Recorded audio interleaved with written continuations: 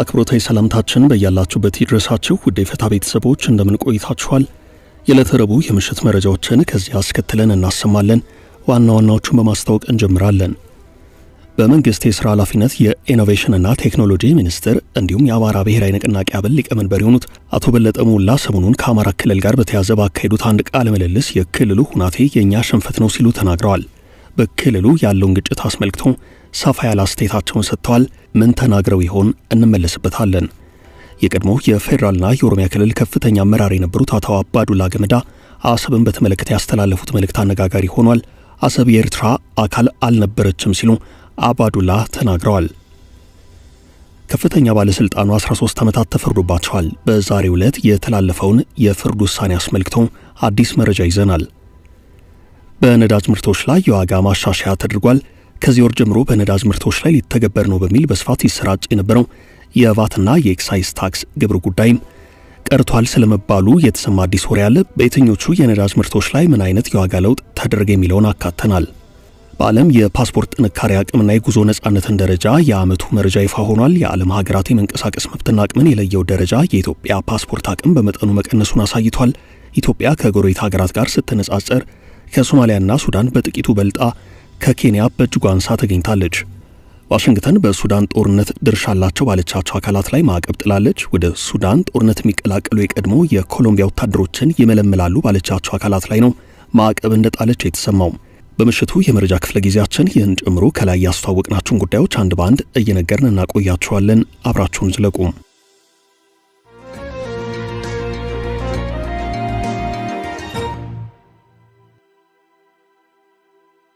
አሰብ የወሎ ነው። አባዱላ ገመዳ የቀድሞ የፌዴራልና የኦሮሚያ ክልል ከፍተኛ አመራር የነበሩት አቶ አባዱላ ገመዳ አሰብን በተመለከተ ያስተላለፉት መልእክት እያነጋገረ ነው። አሰብ የኤርትራ አይደለም ሲሉ አባዱላ ተናግረዋል። አሰብ የወሎ ነው ሲሉ ተደምጠዋል። የቀድሞ የሕዝብ እንደራሴዎች ምክር ቤት አፈ ጉባኤ እንዲሁም የኦሮሚያ ክልል ርዕሰ መስተዳደር የነበሩት አባዱላ ገመዳ ለጋዜጣ ፕላስ በሰጡት ቃል አሰብ የኤርትራ አካል አልነበረም፣ አሰብ የወሎ ነው ሲሉ ተናግረዋል። ይህም በነበረው የክፍለ ሀገር ክፍፍል ነው ሲሉ አስረድተዋል። እንዴት ሆኖ ነገሩ እንደተገለባበጠ ለራሴ የማይገባኝም ያሉት የቀድሞ የመንግስት ከፍተኛ ባለስልጣን የአሰብን ባለቤትነት ጉዳይ ጥያቄ አንስተውበታል። ይህ የሆነው ሁሉም አጀንዳውን ተጠቅሞ ይቺን ሀገር ለድህነት እርስ በርስ ሁከት መዳረግ ስለሚፈልግ ነው ያሉት አቶ አባዱላ እየፈለጉ ህዳሴ ተመርቋል፣ እየፈለጉ መንግስት የማዳበሪያ ፋብሪካ እየገነባ ነው ብለዋል። እየፈለጉ መንግስት ጋዝ እያወጣ ነው፣ ከተሞችና ገጠሮች መበልጸግ ጀምረዋል ያሉት አቶ አባዱላ ገመዳ ምንም የሚቆም ነገር የለም ሲሉም ተደምጠዋል። በዚሁ መልእክታቸው አሰብ የኤርትራ አካል አልነበረም፣ አሰብ የወሎ ነው ሲሉ ያስተላለፉት መልእክት ትኩረት ስቧል። የወደብ ተደራሽነትና የወደብ አገልግሎት ጉዳይ ከአፍሪካ በህዝብ ብዛት ሁለተኛ ለሆነችው ኢትዮጵያ ዋነኛ ፍላጎት ከመሆኑ አንጻር በአካባቢው ይፋ የወጣ መነጋገሪያ ከሆነ ሰነባብቷል። እያደገ ያለው ከ130 ሚሊዮን በላይ የሚሆነው ህዝቧ ፍላጎት መጨመርና የጅቡቲ የወደብ አገልግሎት መወደድ ኢትዮጵያ ተጨማሪ የባህር በር ተደራሽነትና ወደብ ለማግኘት ጥረቷን እንድትገፋበት ምክንያት ሆኗል። የአሰብ ወደብ ከ100 ዓመታት በላይ ለሚሆን ጊዜ ኢትዮጵያ ዋና የንግድ መተላለፊያ ሆኖ አገልግሏል። የኤርትራ ፍላጎት 98 በመቶ የሚሆነው የሚገባውም በዚህ ወደብ በኩል ነው። በኢትዮጵያና በኤርትራ መካከል የድንበር ጦርነት ከተቀሰቀሰ በኋላ ኢትዮጵያ ለዓለም አቀፍ ንግዷ ከሞላ ጎደል የጅቡቲን ወደብ ስትጠቀም ቆይታለች። የጅቡቲ ወደብ በዓመት ከ5.8 ሚሊዮን ቶን በላይ ደረቅ ጭነትና ወደ 300 ሺህ የሚጠጉ ኮንቴነሮችን ያስተናግዳል። በኤርትራ ስር ከሚገኙ ወደቦች አንዱ የሆነውና ለኢትዮጵያ በቅርብ ርቀት የሚገኘው የአሰብ ወደብ ከኢትዮጵያ ድንበር 60 ኪሎ ሜትር ርቀት ላይ ብቻ የሚገኝ ነው። ኤርትራ ነጻነቷን ካወጀችበት ከ1985 ዓ.ም ጀምሮ ኢትዮጵያ ወደብ አልባ ሆና ቆይታለች። የወደቡ ባለቤትነት ጥያቄ ላይ ከኢትዮጵያ በኩል ተከታታይነት ያላቸው ጥያቄዎች እየቀረቡ ሲሆን ኤርትራም አሰብ የግዛቷ አካል መሆኑን በመግለጽ ተቃውሞዋን እያሰማች ነው።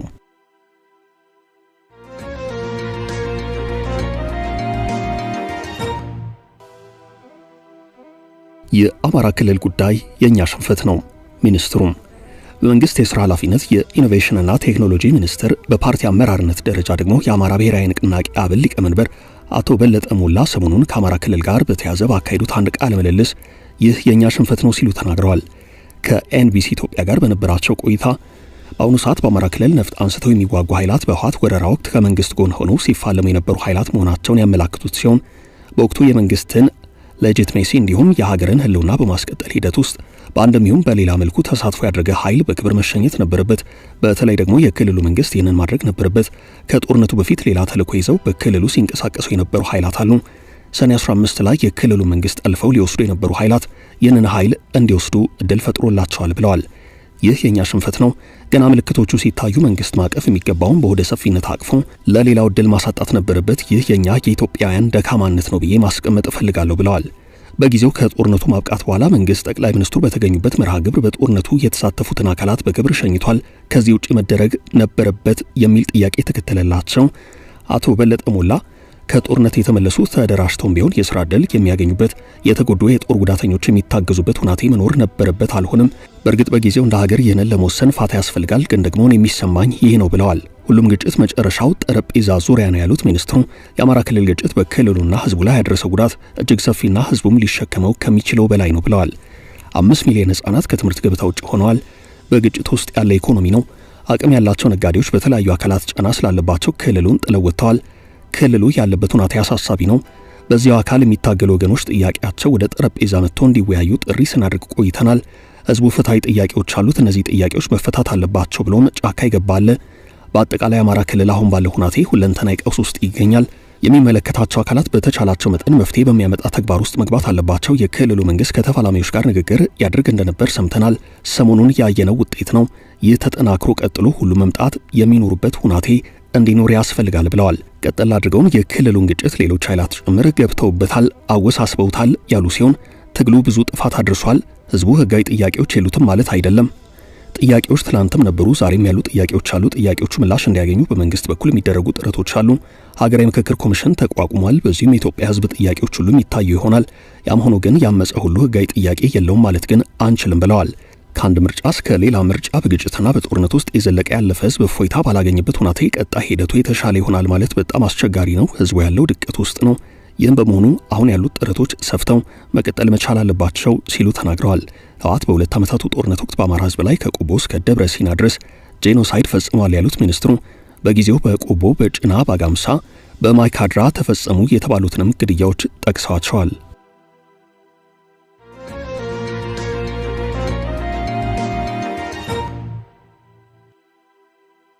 ባለስልጣኑ ተፈረደባቸው።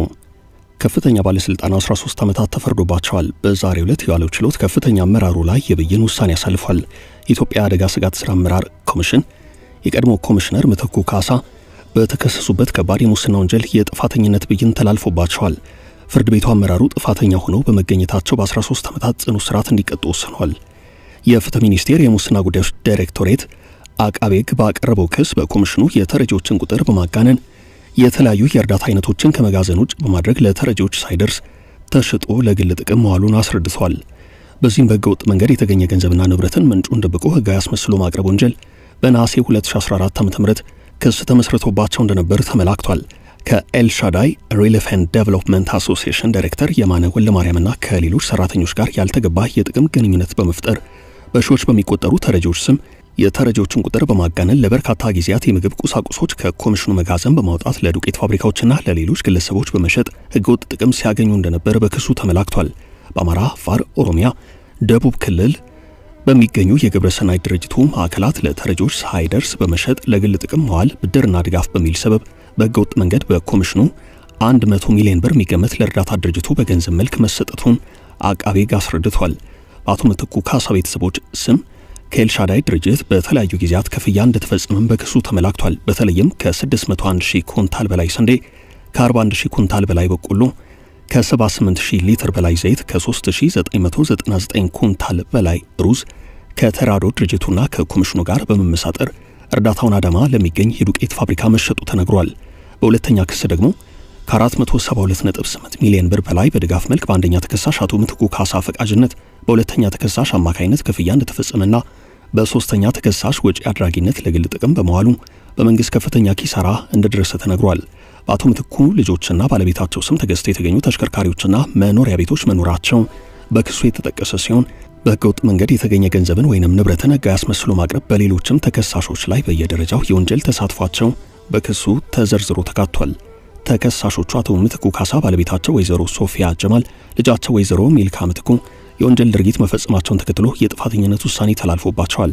የፌደራሉ ከፍተኛ ፍርድ ቤት ልደታ ምድብ 5ኛ የሙስና ጉዳዮች ችሎት የአቃቤ ሕግን የቅጣት ማክበጃና የተከሳሾችን የቅጣት ማቅለያ ካዳመጠ በኋላ አቶ ምትኩ ካሳ በ13 ዓመታት ጽኑ እስራትና በ50 ሺህ ብር የገንዘብ መቀጮ እንዲቀጡ ወስኗል። በተጨማሪም በአቶ ምትኩ ካሳ ባለቤት ወይዘሮ ሶፊያ ጀማል ላይ የ8 ዓመታት ከ4 ወር እስራትና 3000 ብር የገንዘብ መቀጮ የጣለ ሲሆን በልጃቸው ወይዘሮ ሚልካ ምትኩ 5 ዓመታት እስራትና 3000 ብር የገንዘብ መቀጮ እንዲቀጡ ውሳኔ ያሳልፏል።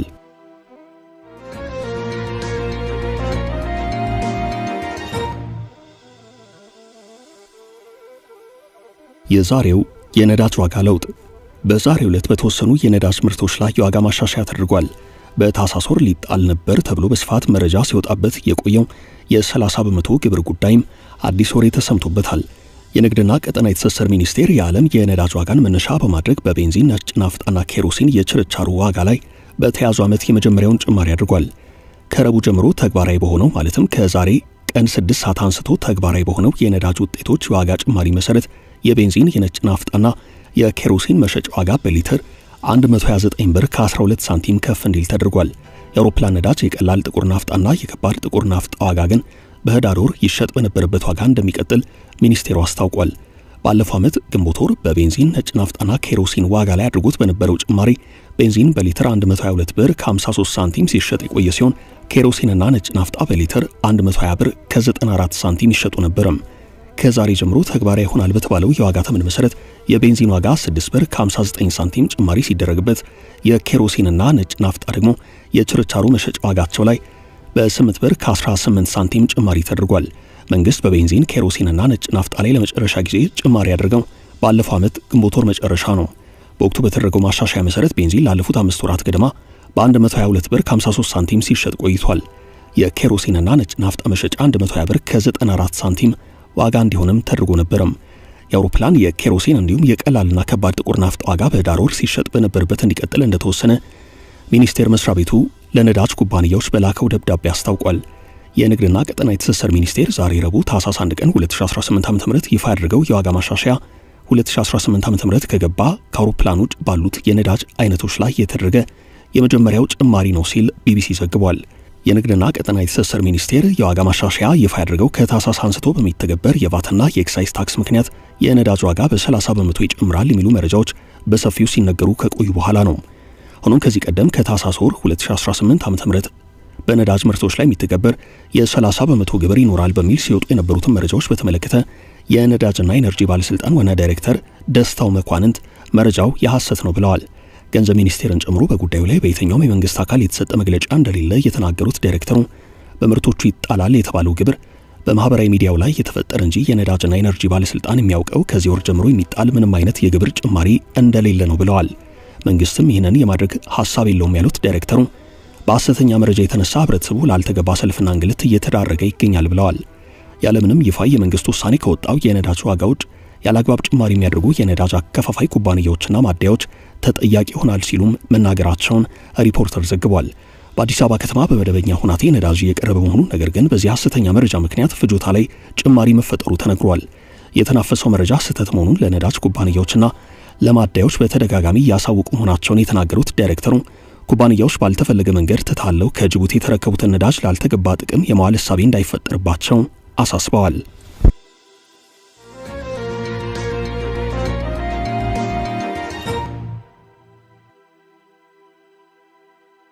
የኢትዮጵያ ፓስፖርት ደረጃዎችን ቀንሶ ተገኘም።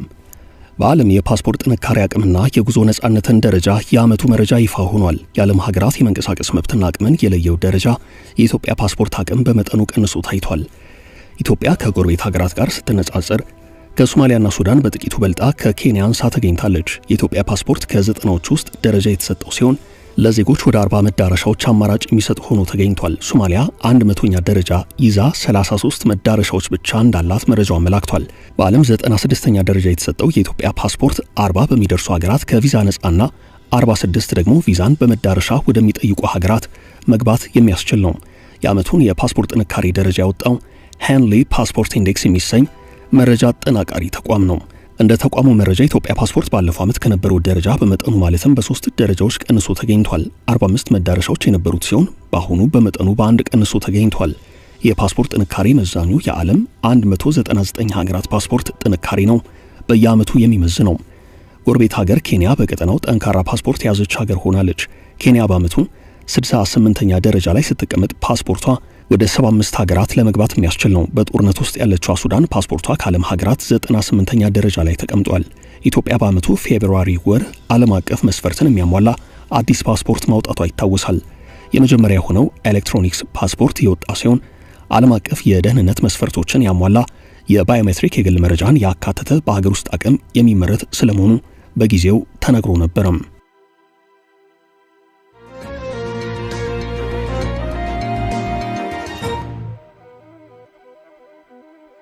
በሱዳን ጦርነት ተሳታፊዎች ላይ ዋሽንግተን የጣለችው አዲስ ማዕቀብ። ዋሽንግተን በሱዳን ጦርነት ድርሻ አላቸው ባለቻቸው አካላት ላይ ማዕቀብ መጣሏ ተሰምቷል። አሜሪካ በሱዳን ጦርነት ተዋጊዎችን በመመልመል ላይ ባሉ የኮሎምቢያ ዜጎች ላይ ማዕቀብ ጥላለች። በጦርነቱ ከሱዳን ፈጥኖ ደራሽ ኃይላት ጋር ተሰልፈው የሚዋጉ በርከት ያሉ ቅጥረኛ የኮሎምቢያ ዜጎች መኖራቸው ይታወቃል። የኮሎምቢያ መንግስት ዜጎቹ በዚህ ጦርነት መሳተፋቸውን ማመኑም የሚታወስ ነው። የኮሎምቢያ ዜጎች ተዋጊዎችና የድሮን ኦፕሬተሮች በመሆን ወደ ጦርነቱ እንዲገቡ በሚያደርጉና በሚመለምሉ አካላት ላይ ነው አሜሪካ ማዕቀብ የጣለችው። የአሜሪካ መንግስት የሱዳንን የእርስ በርስ ጦርነት ተጠቅመው ለመበልጸግ ዓለም አቀፍ መረብ መስርተዋል ባላቸው 4 የኮሎምቢያ ዜጎችና የሚያስተዳድሯቸው 4 ኩባንያዎች ላይ ማዕቀብ ጥሏል። የአሜሪካ ግምጃ ቤት ከማዕቀቡ በተጨማሪ ቀድሞ የኮሎምቢያ ወታደራዊ አባላት በሱዳን እየተካሄደ በሚገኘው ጦርነት እንዲዋጉ ለመመልመል በተካሄደው ሴራ ውስጥ ተሳታፊ የሆኑትን ስም ይፋ አድርጓል። እነዚህ ሀገሪቱ የቀድሞ ወታደሮች ምስራቅ አፍሪካዊቱ ሀገር ሱዳን ከደረሱ በኋላ ከሱዳን የመንግስት ኃይላት ጋር ሽኩቻ ውስጥ የሚገኘውን የሱዳን ፈጥኖ ደራሽ ኃይላትን ያሰለጥናሉ ተብሏል። የአሜሪካ ግምጃ ቤት ባለስልጣን በመግለጫቸው የሱዳን ፈጥኖ ደራሽ ኃይል ሕፃናትን ጨምሮ በሰላማዊ ሰዎች ላይ ጥቃት ለመሰንዘር እንደማያቅማማ ደጋግሞ አሳይተዋል ብለዋል።